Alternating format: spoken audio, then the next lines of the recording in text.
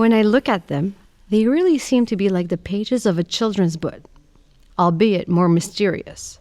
It's as though they had frames around the images. In window A, on panel 1, we can see Louis Hébert sowing wheat. He was the very first Frenchman to settle in New France. In panels 4 and 5, we can see a mother, because the artist believed that history didn't include enough mothers who did just as much as Champlain and all the others. I'll jump to window B, panel 1.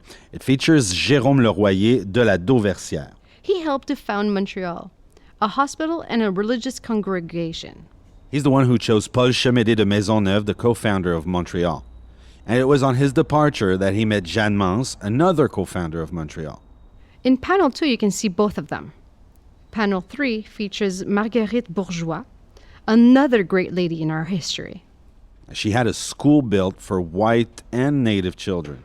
And she's the mother of the King's Daughters, the 770 young women who made the crossing and had a tremendous impact on demographics. Panel 4 features Jeanne Mance. Montreal survived somewhat thanks to her. In 1643, she gave back the money for construction of the Maisonneuve Hospital and returned to France to get resources to save the colony. Panel 5 on window B depicts Marie-Marguerite Diouville. She was the great-granddaughter of Pierre Boucher, the former governor of Trois-Rivières, who had a fiefdom in Cap de la Madeleine. We talk about him on the Origins cassette. Her father was a discoverer of the New World. He did that with his uncle, the Sieur de la Vérendrye. She started a small business as a 28-year-old pregnant widow to pay her debts and raise her sons. In 1737, she dedicated herself to helping and serving the poor. In whom she saw Jesus. That's how she started the Sisters of Charity congregation in Montreal, which is known as the Grey Nuns. Here's an anecdote. Religious men and or the population called them Grey Nuns out of contempt. Those gentlemen were not happy that the ladies had taken over the hospital because Marguerite's late husband had smuggled alcohol through it. So they called them Grey Nuns as though they were grayed out with alcohol. Window C on panel 1 depicts Jacques Cartier in Gaspé.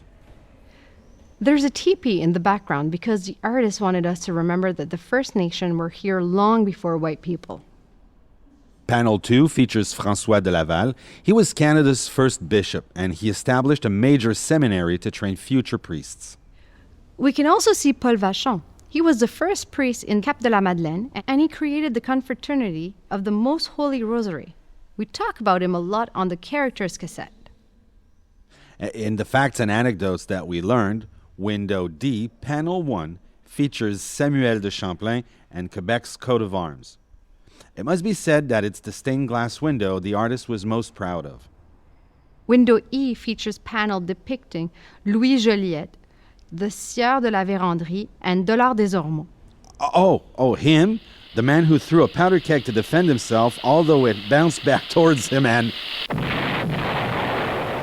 Panel 4 features Jeanne Lebert, who was North America's first recluse. Her remains are kept in the Notre-Dame-du-Cap chapel in Old Montreal. And now the last stained glass window with the rose window from the Book of the Apocalypse. The line sets are in the same style as those depicting Canada's patron saints and Christ's public life. The glass pieces are larger than the others. Slender characters are drawn with a few strokes, but still with the same objective, evoking mysteries through the interplay of shapes and colors. The various windows and panels represent the history of the basilica. The other cassettes talk about it a lot. So we're going to turn around and look all the way up into the root screen. We're going to get up to find a better angle.